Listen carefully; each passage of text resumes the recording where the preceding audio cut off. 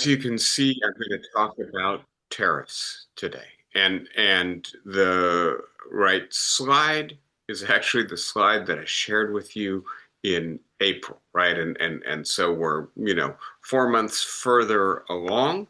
Um, and I don't think the policy has changed dramatically. The tariff levels have changed, which reflects the fact that maybe they were kind of made up in April 2nd and that they were not really digested by the financial markets, and that caused a real problem for the bond markets in particular.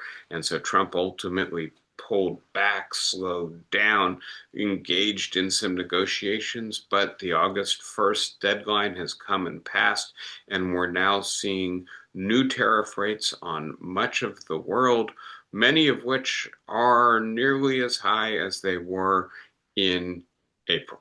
And so I do think one of the questions will be, right, he announced this just 2 days ago. The markets did react by declining yesterday. How much will this impact, for instance, the US Treasury market? I don't think we've seen the impact yet. And so will Trump, right, taco chicken out again because the economic feedback is such that he doesn't think he can actually sustain this level of tariffs?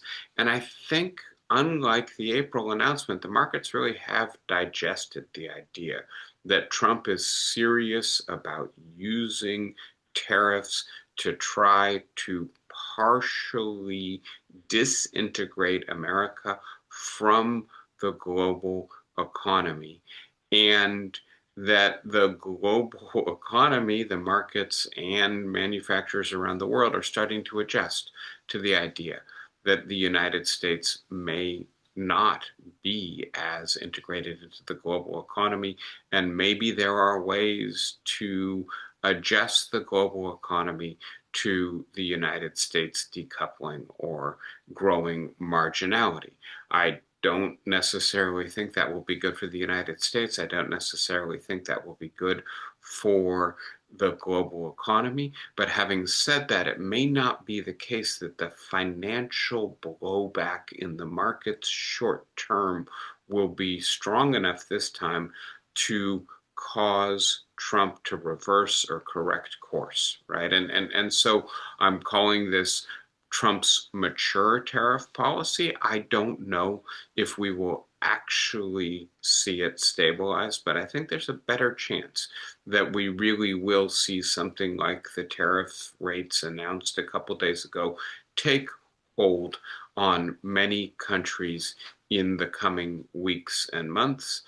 And I want to ask a slightly different question today. I am going to review some of the updates and information and data about the tariffs, but I'm also going to connect this to something that I think is clearer in August than it was in April.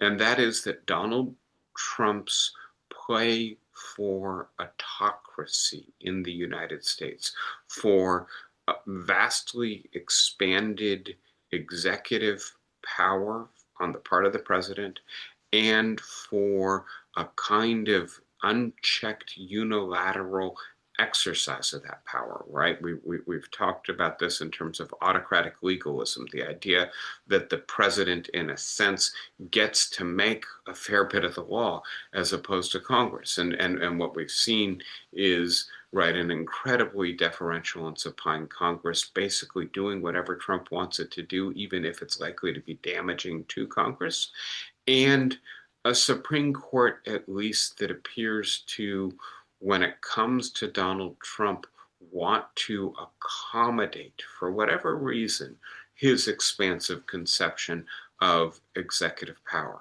And so I think in April, we might still have been convinced that other mainstream economic actors would be able to check or mitigate, limit the policy that Trump was enacting that the Federal Reserve, that Congress, that the courts would be able to push back, or that Donald Trump might have to confront the hard reality that his ideas on tariffs are like the Epstein file fantasy, not grounded in reality, and so that ultimately he might have to correct course.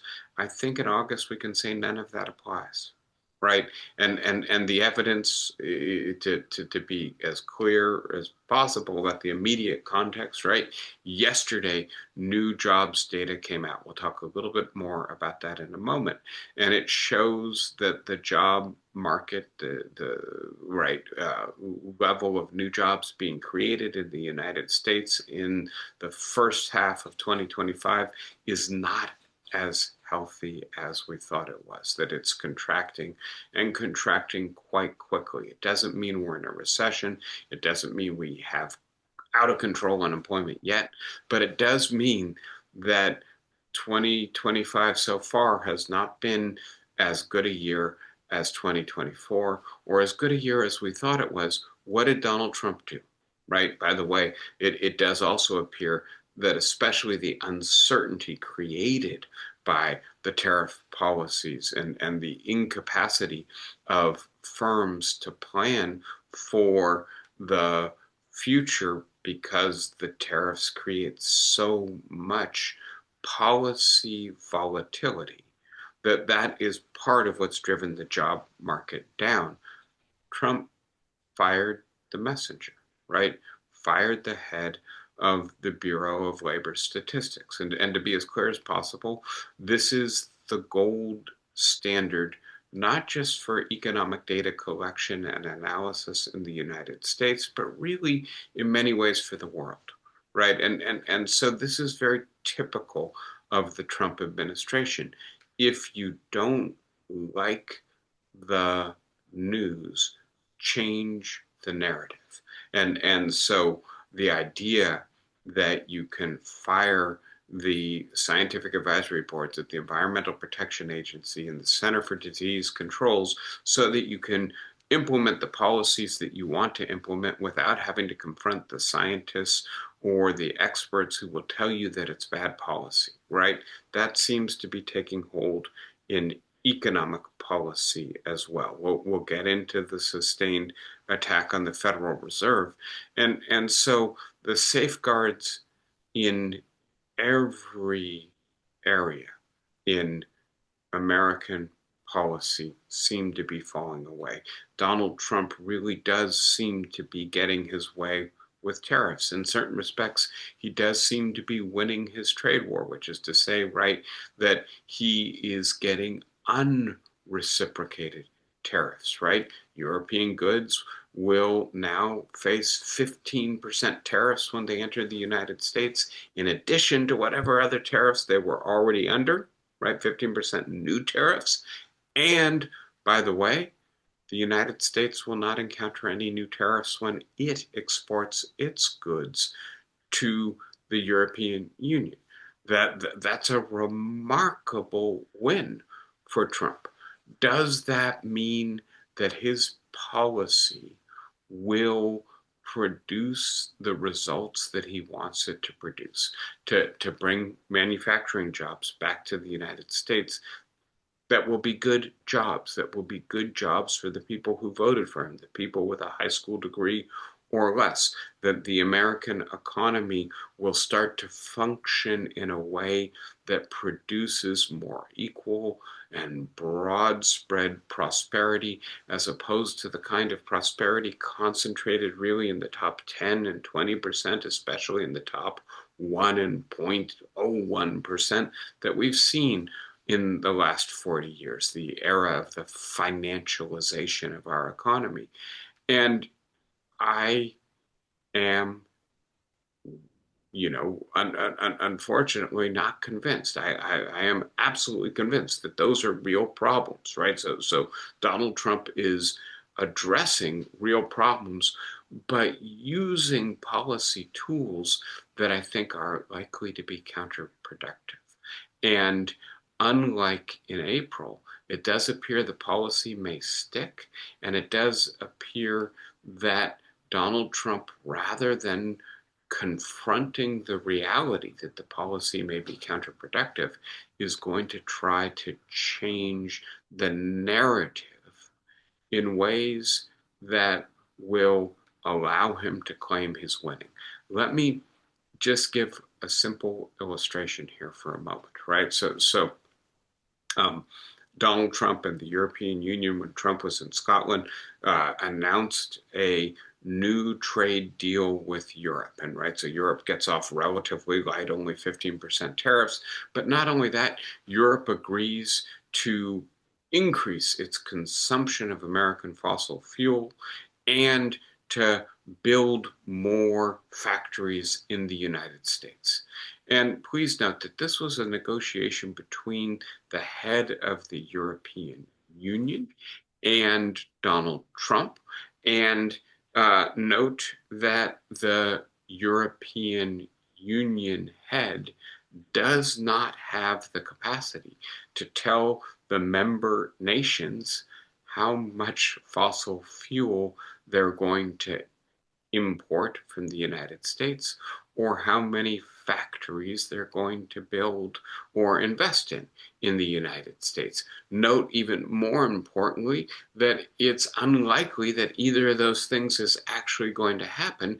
On the one hand, right, the main product that Europe is interested in buying from the United States is liquid gas, and the right capacity to import liquid gas from anywhere has maximized in, or has reached the maximal capacity of the importing facilities, right? It's not easy to transport liquid gas across large territories, large distances, and you need special ports and facilities, and they take a few years to build, right? So the likelihood that this is going to happen, I think, is very limited. Similarly, the head of the European Union has no power to tell private European corporations to invest in the United States. So why did Donald Trump take a deal, important elements of which anybody, I think, who is looking at it somewhat critically will say, that's not real, that's not true, you just got a sucker's deal? Well, because it allows Donald Trump to save face, right? It allows him to say, I am winning my trade war. And it's not just that they're taking a tariff on their goods and we don't have a tariff on our goods. That would be, I think, I should say, a win for Donald Trump. He wanted more. And the idea that this allows him to save face, to say, look, my policy is working in a different media environment, in a less fractured public, in a media system where all journalists and news organizations were committed to fact checking, to actually scrutinizing what politicians tell them. Trump might not be able to get away with claiming the double victory in the negotiations with Europe. But in 2025, with our highly fractured and segregated media system, Donald Trump can say, I'm winning, and the entire right-wing media ecosystem is simply going to trumpet that. They're not going to report critically. They're not going to notice the obvious problems with the deal that he negotiated, at least the aspects of it I've just pointed out. They're just going to amplify the propaganda. And so I do think Donald Trump thinks that he can get away with saying that the best data that we have on employment in the United States is rigged. And by the way, if people live in the vibes economy, as it was called right in 2024, in an economy in which they care more about how they feel about the economy than in an economy where they pay more attention to how many jobs are there and how much am I making and how much do my goods cost, well, then maybe Donald Trump will actually succeed in changing the narrative to a degree that allows him to continue to impose this policy and maybe even get this policy accepted by people who are going to be damaged by it as a good policy. I'm not sure about that last suggestion, right? Because facts are stubborn.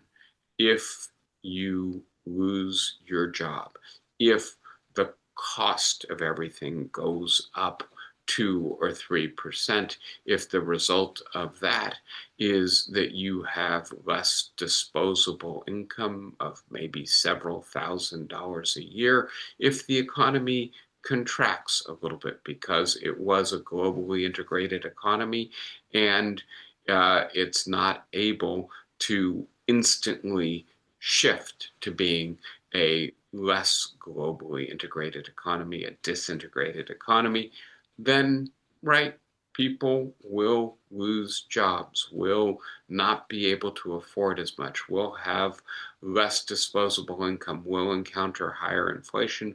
Will they focus on those real impacts on them, or will they focus on the narrative about the economy, which is Donald Trump is making America great again?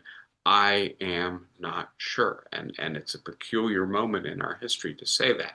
But having said that, I am sure, right, that this is bad economics, right? And we'll get into this in a moment, and that bad politics makes for bad economics, right? Donald Trump's capacity to simply impose his will, to not have his views corrected by people who know better, to not have a party that stands up to him when he is making mistakes, to not have checks and balances in our government or our government's relation to civil society institutions.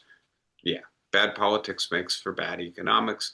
And by the way, you don't have Donald Trump without the great increase in inequality in the United States over the last 40 years. Bad economics also makes for bad politics. So let's get into the details here a little bit. The first thing to see, right, is what's happening with jobs. And as you can see, from the middle of 2024 to the beginning of 2025, the job market created, and these are 3-month averages, corrected data, created around 150 to 200,000 jobs per month from the beginning of 2025, right? That figure has been coming down, right, from 225, 200, 150, 100,000 jobs, right? So already cut in half. In part, the argument is that has something to do with economic policy uncertainty. And it looks like my diagram is a little bit cut off.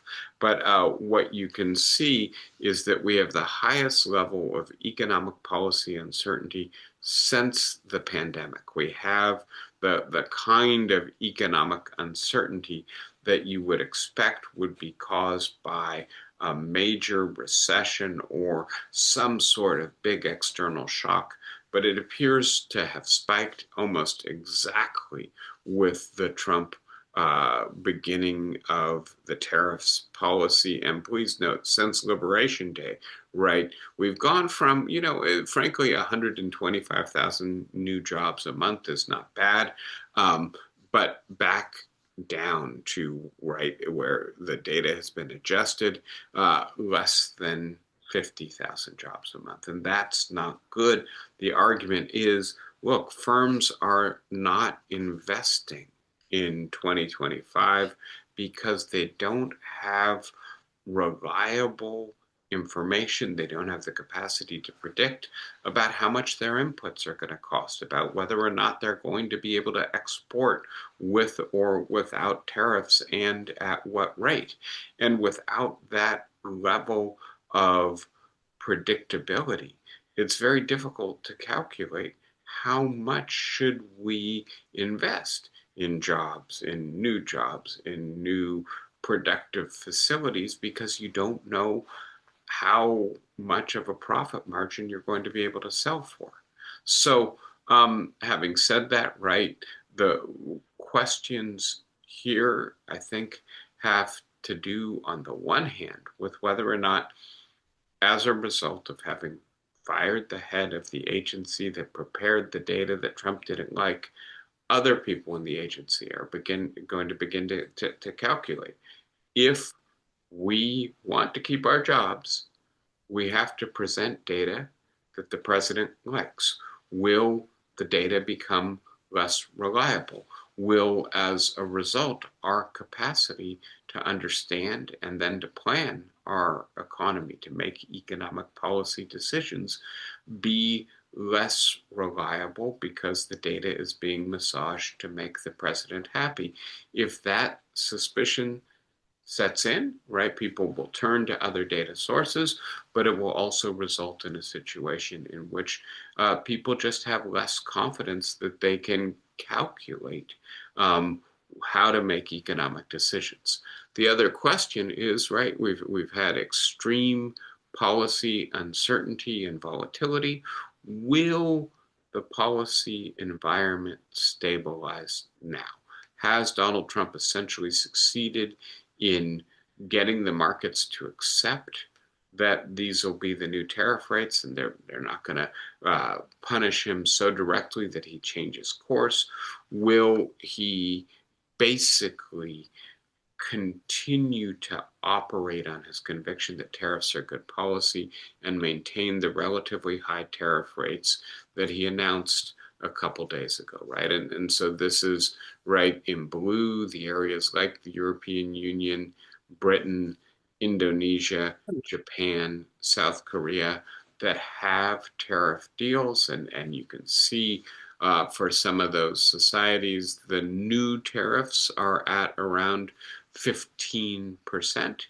Then in orange are all the places in the world where no deal has been reached. And the result is that their tariffs are higher, in some cases 35%, in some cases 50%. And then there is Mexico and China, who are still negotiating their tariff deal. And so they have a new deadline. And just to give a little bit of a sense of how this departs from historical norms, and I am using, as I have in the past, the Yale budget lab data and analysis, but I have to admit that they have not updated it yet as of, right, the data that was released 2 days ago. I did go get this data this morning, so it's as fresh as it gets, but it's still looking at the July 13th rate. And I just want to point out, right, on the one hand, the increase in tariffs in 2025, based on the July 13th data, is taking us back to where tariffs were in the 1930s, and much more like what tariffs were in the 19th century. This is a vast alteration in tariff policy. It's also the case that I believe that as a result of the new tariffs that were just announced, this will actually be higher, not lower, right? And this has already taken trillions of dollars out. I'm sorry, billions, not trillions, of dollars out of the American economy. It has increased prices by roughly 2%, or this is what is predicted for overall 2025. That means it has reduced the disposable income of average American families by nearly $3,000. And so this is not a minor, right, adjustment to tariffs. This is what I'm calling an economic earthquake, and it's based on a theory almost all economists reject, which is that we are unfairly disadvantaged in global trade on the one hand, and on the other hand, that by increasing tariffs on foreign goods, we will bring manufacturing back to the United States, bring some of the jobs that left the United States over the last 40 years back, and thereby increase the economic well-being, the viability, the prosperity of the American working and middle classes. I'm going to get into the problems with that theory, but let's just get a little bit more information, right? Note how much of the world has tariff rates as high as 50%. Note that we also have high tariff rates on steel, aluminum, automobile and automobile parts, and copper. And I want to be as clear as possible. Many of these costs are not yet being felt by American consumers. And when they are felt, this is going to have a remarkable impact on us. I want to first make the argument that they will be felt. And the simple evidence, right, is to look at what happened to the tariff rate on Chinese shoes, Nikes, etc., over, right, the last 20 years, right? They went up dramatically. And then what happened to the price that was passed on to consumers, right? And as you can see, very close correlation. Tariffs tend to be passed on to consumers. Tariffs are taxes, right? Taxes on importers, on companies importing goods to the American market. Those companies tend to have a slender margin of profit because they're working in competitive fields. The result is that they can't simply eat the cost of the tariff long term, and so they pass the cost of the tariff on. I want you to notice, right? This is a diagram that I've updated. We've looked at this before, but now it goes all the way up to the most recent data we have available.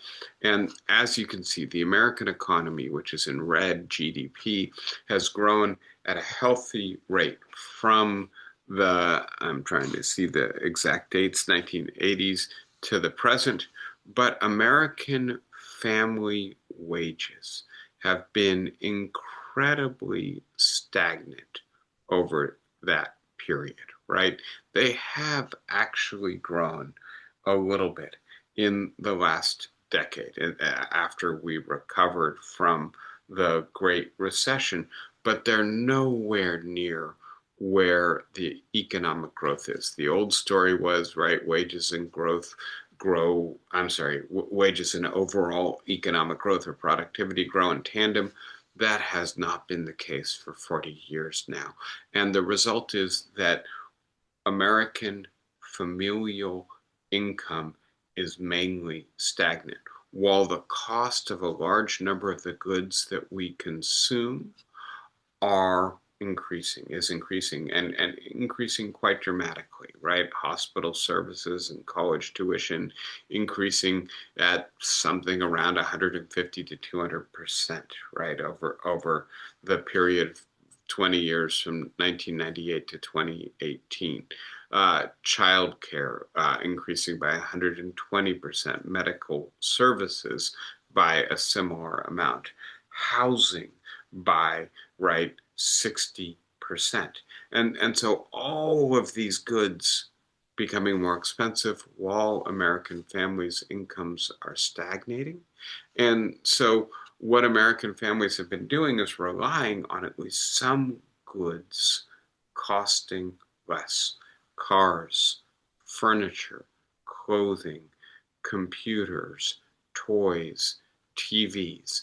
And what is the case with those goods is that they are imported, right? The labor has gotten cheaper because the manufacturing has moved to places that have lower wages. And so the overall cost goes down. There's a kind of what's sometimes called compensatory consumption going on here.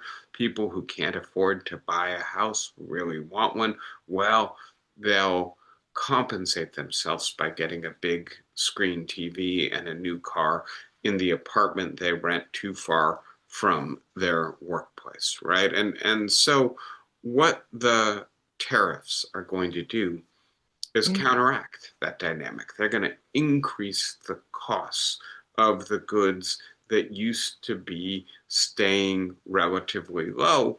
And so they're going to hit American consumers hard, and they're going to hit, in particular, the poorest among us the hardest, the people who have the least disposable income, and for whom the increase in costs is going to represent a larger share of their income. So this will cost the poorest 10% $1,500 more a year, which represents about a 4% decrease in their overall income, right? And as you can see, as you go up the wealth ladder, people spend more. So this will cost the people at the top of the wealth ladder more, $5,000, $6,000 more a year, but it will actually be a smaller portion of their income that they're paying as a result of increased costs due to tariffs. And so I just want to be as clear as possible. This is a regressive consumption tax. Consumption tax is almost always regressive. This one is particularly regressive. This is going to make the people at the bottom of our society less well off. And I want you just to notice for a moment that it's not just the tariff policy, it is also the big beautiful bill, right? And so we can see America has just become a vastly more unequal society over the last 50 years. The big beautiful bill, when you combine the tax changes with the transfer changes, and in particular, the reduction in Medicaid expenditure, which is going to result in a reduction in benefits, the reduction in supplemental nutrition assistance for poor families, the bottom 20% is going to lose another 2.3% of its income from the big beautiful bill. The people at the top of the income distribution will do better because the tax cuts will matter less and the tax cuts will matter more and the reduction in transfer payments will manage less, right? And when we put all of this together, and I want to suggest a few things about the impacts of the tariffs so far and where they're going. The first is that although the job market is not doing well, although prices are going up, I don't think we're seeing the full impact of the tariffs yet. What we saw, General Motors released its quarterly report a few days ago, and they reported a loss of, I think it was $1.4 billion in profits, right? That's a 17% reduction in profit. And the loss in profit was on GM's accounting, not because they're not selling cars, they're actually selling more cars. It's because they haven't passed their increased cost onto the consumer yet. And by the way, this is true for Volkswagen, this is true for Ford and Atlantis, and for all the big automobile manufacturers. They are taking the hit because they're waiting for the tariff policy to stabilize before passing the costs on to consumers. But these costs will go up, right? And then we'll start to see the fuller impact of the tariffs. But already, right, GDP is down from what it was expected to be. Fortunately, the economy in 2025 is a very strong economy. At least it was at the beginning of 2025. And now it's growing substantially slower than it was predicted to grow. Inflation has come up higher than it was predicted to go up, but we haven't seen the full impact of the tariffs yet. So what will the consequence of the tariff policy be once it really takes hold? I think higher prices. Absolutely. No doubt. Right. And the question is, right, Trump's trade advisor, Scott Bessent, and others have made the case, well, we should be willing to pay higher prices for better jobs. And maybe they're right. If the trade-off is between better jobs or better economic control, better control through policy over our economy, the ability to bring inequality down, to make people at the bottom 50% less precarious and vulnerable, that would be a good thing.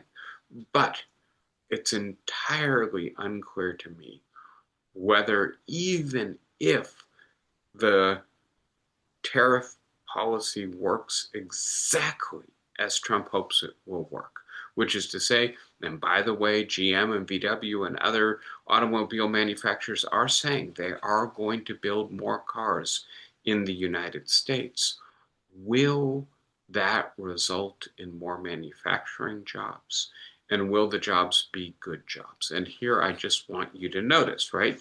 GM is losing money as a result of the tariffs in the first half of 2025. Will they simply bear that cost going forward? I highly doubt that, right? They are owned by shareholders who will invest elsewhere if the profits don't come back up, right?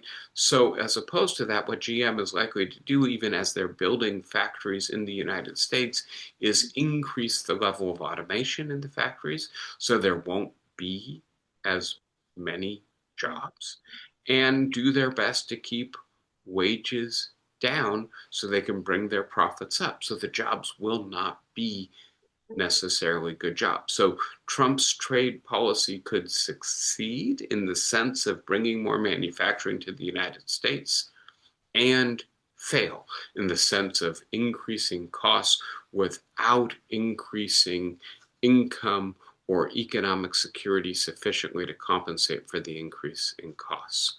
This then gets us to whether or not Trump can hear the bad news, whether or not he hopes that none of us will hear any bad news, right? And so we look at what Trump is doing, right? And I think we're familiar with the playbook at this point. If he does not like somebody who defies him or presents information he does not like, he attacks them, and if he can, he fires them, right? So he fired the Bureau of Labor Statistic chief because he says the numbers are rigged, right? And by the way, I have not tuned into Fox News in the last 24 hours, but I'm willing to bet that they're not reporting particularly critically on that story. By the way, I think that this was maybe buried in the news of the last 24 hours, but a Fed governor stepped down yesterday, giving Trump the opportunity to further shape the central bank. He is repeatedly, right, attacking the chair of the Federal Reserve, Chairman Jerome Powell. And you can see, right, the escalating insults and threats, the tweets over here, right? I talked about the concept of firing him. Powell's termination cannot come fast enough, right? And that's all right, in the context of trying to get the Federal Reserve to lower its interest rates to stimulate the economy. The Federal Reserve so far has refused to do Trump's bidding, and we know what Trump does in these cases. He's likely to amplify the frequency, the volume, the severity of the attacks, and try to bring the Federal Reserve to bend to his will.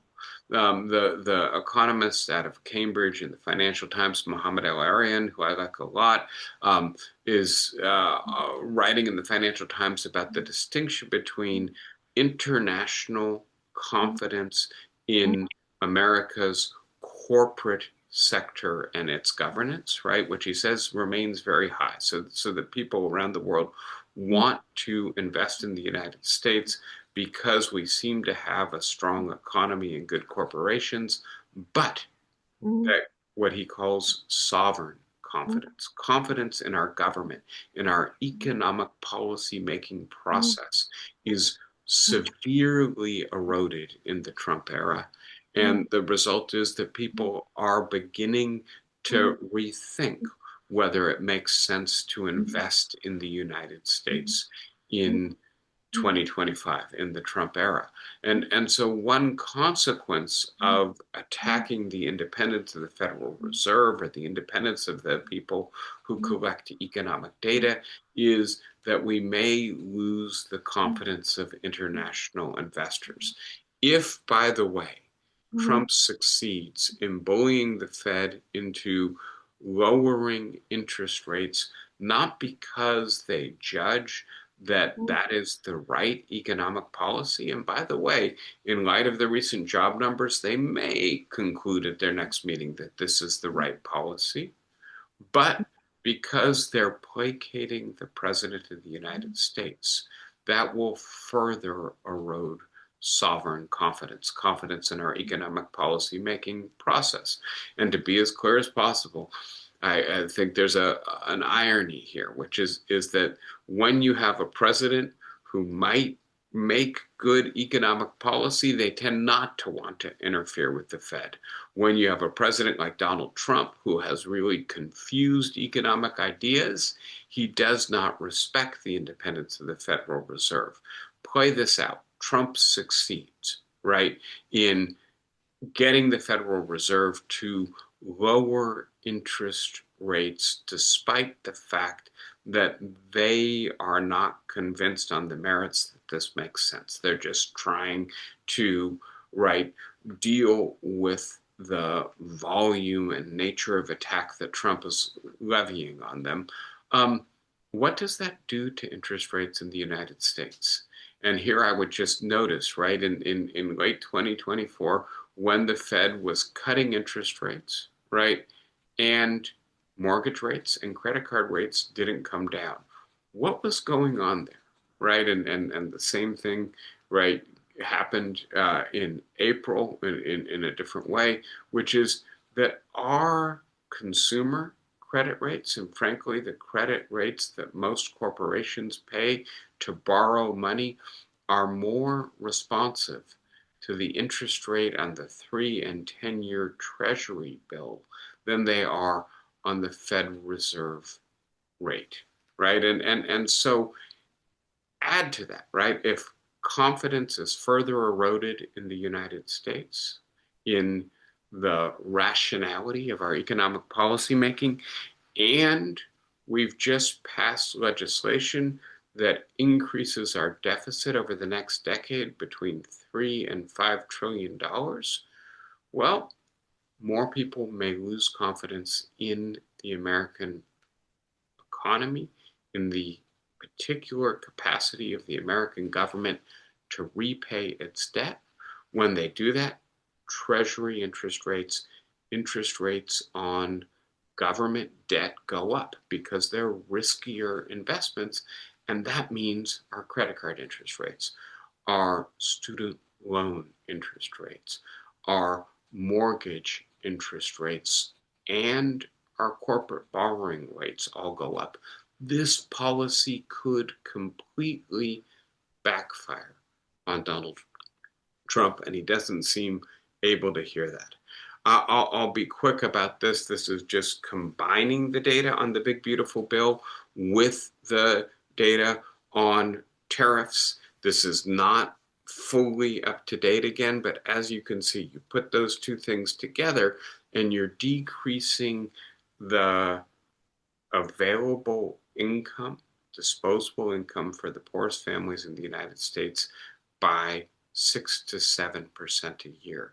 You're decreasing almost everyone's right income in the bottom 50% of our society.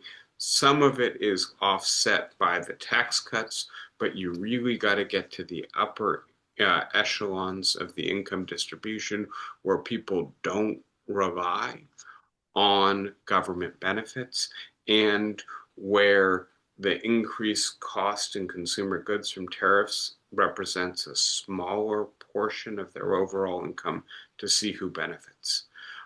Jason Furman, Barack Obama's chair of the Council of Economic Advisors, had an interesting piece in the New York Times a couple days ago before the new tariffs and the new job numbers came out, right? But he pointed out, right, looking again at the Yale Budget Lab data, that the tariffs are likely, right, to cause a contraction in growth in the American economy over the next 2 to 3 years through 2028, right? And at its severest, maybe a full 1% contraction, which could result in a recession. And then things will go back to, right, around a 0.5% loss, right, in economic productivity in perpetuity from the partial deglobalization of the American economy. And Furman put it, I thought, quite well when he said that means basically $1,000 less income per family per year forever. And he said, I think quite rightly, that if a president asked every family in the United States to burn $1,000 per year, that would be memorable and unpopular, right? But because this is camouflaged as tariff policy, it's much less obvious, and it will be interesting to see whether or not Donald Trump pays a political price, or whether we are fully in a post-truth, post-expert universe where, although the president does things that damage us, he gets to blame the people who report the data, not take responsibility or blame for his policies and their effects.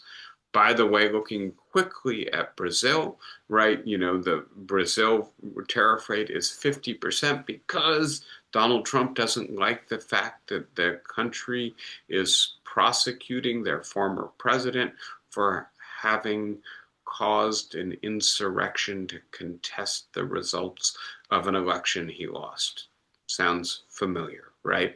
And on the other hand, please note, right, that the share of Brazilian exports to the U.S. is rather small, and so it doesn't seem like Brazil is likely to cave to Donald Trump on this demand.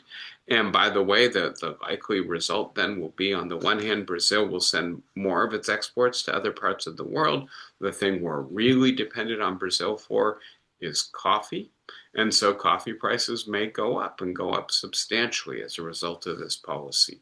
And please note, right, that the president, Lula, of Brazil is actually more popular now as a result of Donald Trump attacking him. Again, I think we don't necessarily fully understand economic policy or its likely effects in the upper echelons of the current presidential administration. And so I'm going to be really quick about this. Couple pieces of data here, right, which suggests that the decline in manufacturing jobs is real. We've talked about this together before, right? But that, frankly, it's not just the United States, right? Canada is shedding manufacturing jobs. Every high-income country in the world is shedding manufacturing jobs. And China is shedding manufacturing jobs, right? The only countries gaining manufacturing jobs, Mexico and other low-income countries, because they're not good jobs. They're not well-paid jobs. They're not jobs with good working conditions in the 21st century because of global wage competition. And so we may get more manufacturing jobs in the United States. It's entirely unclear to me whether this will actually accomplish what the president wants it to accomplish, which is greater equality better jobs, higher levels of employment, right? And so it raises the question of whether or not really the president understands the policy environment he's working in. I'm looking very quickly for one more slide, but I think maybe I should just stop there and open it up for discussion.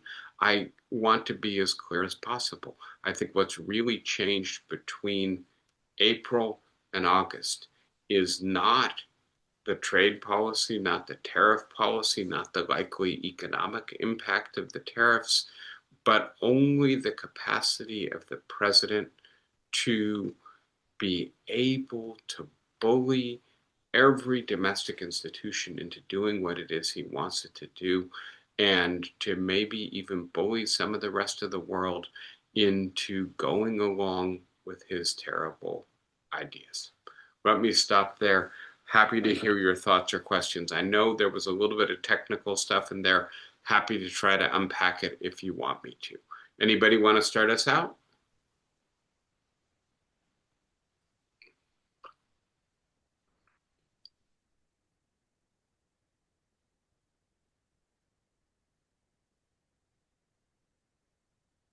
Anne, go ahead. Thank you. Yeah, just to sort of keep the conversation going. I think that the difficulty, this blank, any questions is because there's so much uncertainty in everything right now that I'm not sure we know what questions to ask or whether there'd be any more answers. I mean, you've made it, I think, quite clear that there are trends that seem to be going on right now, but there's just too much uncertainty to dwell into them or to dive into them. Yeah, and that's in part, if I can elaborate. Thank you, Anne, for framing it that way, because we are, I think, in 2025, having our politics dominated by a single individual in a way that we really haven't since probably FDR and the Great Depression, right? And that single individual is mercurial, right? He doesn't like something and he changes his mind and he changes it back. He doesn't seem to have stable, principled convictions on many things. He's highly transactional. But then let us also add, right? FDR may have had the capacity, between the control he had over Congress and facing the Great Depression and then World War, to act unilaterally through executive power. But FDR also assembled a brain trust, right? Of maybe not, right, the only credible views, but at least some of the most leading and important experts of his moment. And he allowed diversity and he allowed debate and he allowed his cabinet members to consult with leading experts. And so they shaped policy in a rational way, or at least in a way that was deliberate and open to criticism and open to diversity. And I'll use a phrase here I like: error metabolism. What, right, so metabolism, when we were all teenagers, right, we could eat 2 hot dogs and an ice cream sundae and not gain a lot of weight because our metabolism, right, got rid of those extra calories quickly. An error metabolism system is a system that says, look, we're going to make mistakes, right? FDR said he was throwing spaghetti at the wall, but we'll figure out what our mistakes are and we'll correct for them. And this president doesn't seem to have any system in place that allows him to actually hear the evidence that maybe some of his policies are mistaken. Not only that, he seems to have very little tolerance for anyone even suggesting that he's made a mistake. And so, yes, some of the uncertainty, instability reflects how personalistic the style of leadership is in the United States right now. What Donald Trump thinks or wants, or what his gut or his hunch tells him, becomes the policy of the United States. And again, that's not just a problem for us. How do we figure out what the policy is going to be? Or how do we oppose it when we think that this guy is making mistakes? It's a problem for financial markets, for firms that are trying to make decisions and want clarity and stability. And it may be increasingly a problem for the confidence of the world in American economic policy. And given that we are a debt state, right, we need to borrow trillions of dollars a year to be able to finance our debt and maintain our governmental operations. We need the world to be confident in us, or else we're going to be in a lot of trouble. So yeah, and that's a helpful way to frame it. The instability and the way in which the instability is rooted in the degree to which our government has become the whims of one man who doesn't seem to be very amenable to expertise, information correction. I think that's really helpful. Thank you, Ann. Did you want to follow up? No, Okay. Anybody else with a comment or a thought for today?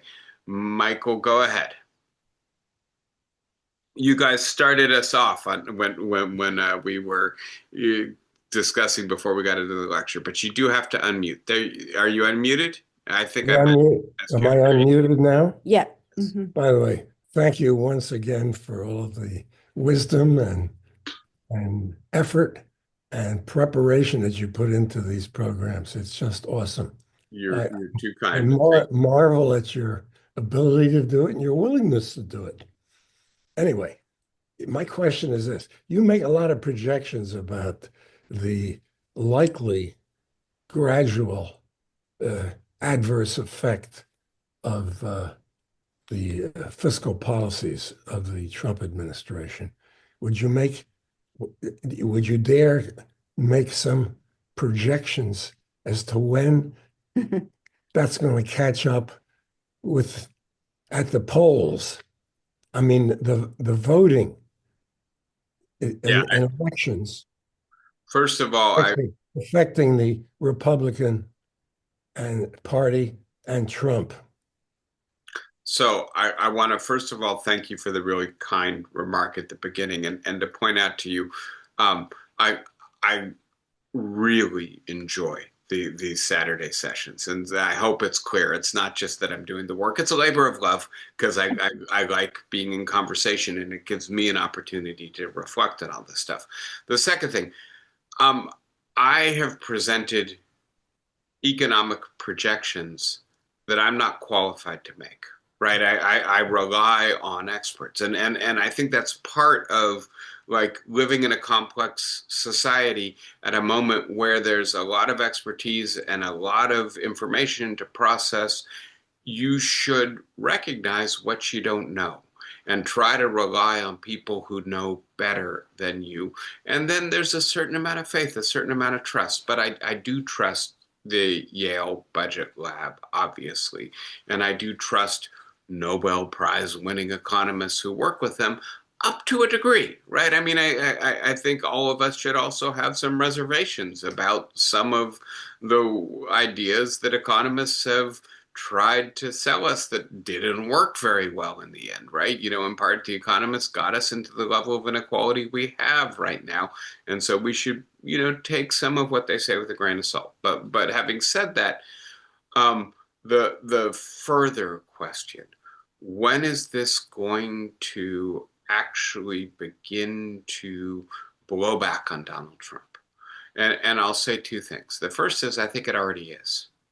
And I look at his approval rating, right? And he's not in great shape, right? And his approval rating on the economy, his approval rating on inflation, his approval rating on immigration. And please note, right, one of the things we didn't really talk about today is when you deport substantial portions of the labor force in key sectors of the economy, that also has an effect on prices and the availability of goods, not to mention the human costs of tearing communities and families apart, right? So having said all of that, I think he is already paying a price. Now, will that price be such that it doesn't just drive his approval rating down? By the way, the Democrats' approval rating is even worse than Donald Trump's approval rating. Will Republicans lose elections in 2026 and 2028 because of what Donald Trump did in 2025? And here I want to say, first of all, the world is complicated, right? And we don't know what's coming next week, month, or year. And so some of this will just depend on if the economic news gets overwhelmed. I'm sorry, climate change is accelerating, right? And so the idea that there could be major environmental impacts that will overwhelm this other stuff. And we didn't talk at all today about Gaza. And it's very much on my mind and weighing on me right now. I'm just waiting for the right opportunity to discuss it with you. But the idea that there could be a war, that there could be some sort of international conflict or a humanitarian crisis that would overwhelm our focus on the economic news, I think is possible also. But so let's assume that maybe it really is the case that we get to 2026 and the focus is just on Trump's economic policy. Then the final variable, I'm not going to give you a great answer, but at least some of what I think we should be thinking about is, do the Democrats have a credible alternative, right? I've got this book I've been looking at. Let me see if I can find it for you real quick. So this is by David Goodhart, and it's called The Road to Somewhere. And he's British. It's kind of about Brexit, but it's about the rise of populists in Britain. And he says, look, the populists, right, who gave Britain Brexit did something incredibly destructive for Britain, right? Pulling them out of the European Union has just been an economic calamity for Britain. But they haven't actually lost that much support. And the reason they haven't lost that much support is because the alternative no longer seems credible. And at least the populists are doing something. We'd rather be on the road to somewhere than the road to nowhere, right? That's the title of the book. And the idea that the Democrats are going to have to present a credible alternative economic policy. A credible alternative isn't just one that you can sell in a TV commercial or write a web-based push campaign. It's got to be credible in the sense that people believe it would be implemented, and that if it was implemented, it would make a difference, right? And so I do think there's an uphill battle for the Democrats to make Trump pay the price of bad policy. And it involves not just pointing out what he did, but being convincing and suggesting you could do better. Yeah, go ahead. Am I still unmuted? Yes, you are. Well, some of the younger Democratic politicians are campaigning on a program based on affordability, Yes. as you know. Now, what are the prospects of that gaining some traction, do you think? Okay. You want me to adjust your... Well, I think, again, the real issue here is the credibility of that policy. So, right, Gavin Newsom and the California Democrats just passed some legislation to relax some environmental regulations on building housing in the hopes that they can begin to build housing more quickly. Some of you, I think, have mentioned to me that you're reading Ezra Klein's new book on abundance, and he's one of the people responsible for, right, really putting this on the agenda. We do have a problem in this country, especially with housing, right? An undersupply of affordable housing. Yeah. I'm not convinced that by itself, um, creating more affordable housing is going to solve our economic problems. I don't think, right, as Ezra Klein or Gavin Newsom is suggesting that it will. It has to be a component of an overall economic policy that doesn't just make housing more affordable, but makes employment less precarious and more dignified. And you need both of those things at once. I'm not really in a position to say today what those policies are. And please note, right, it isn't just that we need new policies. It's that we need to be able to pass those policies, right? And so the Democrats have offered some good policies in the past, but they haven't been able to get them through Congress, right? And even if you can get them through Congress, right? So Joe Biden's Build Back Better and Inflation Reduction Act and CHIP Act are, I think, all pretty good industrial policy. But please note that one of the limits on industrial policy is very often it takes 5 to 10 years to really take hold. I think the same thing will be true with the affordability and abundance policy stuff, right?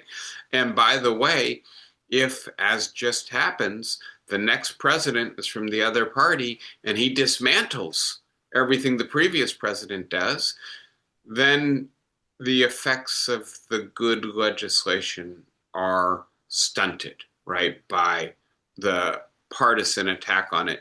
And please note, right, that a lot of Republicans in Congress just did stuff that damages their constituents.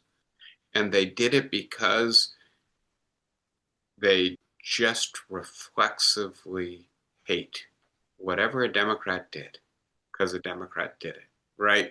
I think that's a big part of the picture. Part of it is that Donald Trump told them to do it. But all of that to say, I'm not yet confident that the affordability agenda, the abundance agenda, the Democrats' economic agenda is a convincing alternative, right? Donald Trump can impose tariffs at a whim today, tomorrow, the day after, right? And at least he's doing something.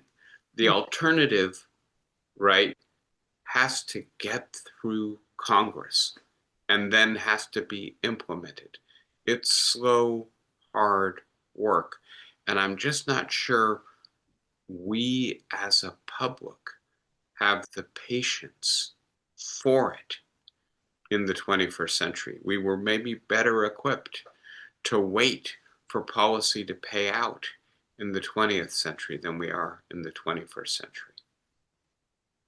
Sorry, I know that's not an uplifting message, but you asked the question. I'm not yet confident that the Democrats will be able to make Trump pay the cost, even if his policies are really problematic. By the way, if they cause a steep recession, I think all bets are off, right? I think at that point, probably Donald Trump becomes hugely unpopular in the way that any politician does who is managing an economy when the economy tanks.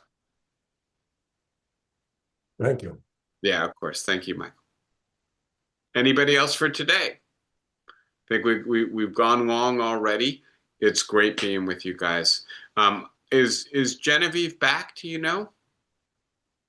Yeah. Okay, good. I'll talk with her. I'll be in California in a couple weeks. I hope to come see you guys in person at that point. So Great. hope that'll work out. Be well. See everybody back online next week. Thanks. Thank you. Bye, guys. Thank you. Bye. Thank you. Bye Thank bye. you, David. My pleasure as always. Thank you guys. Take care.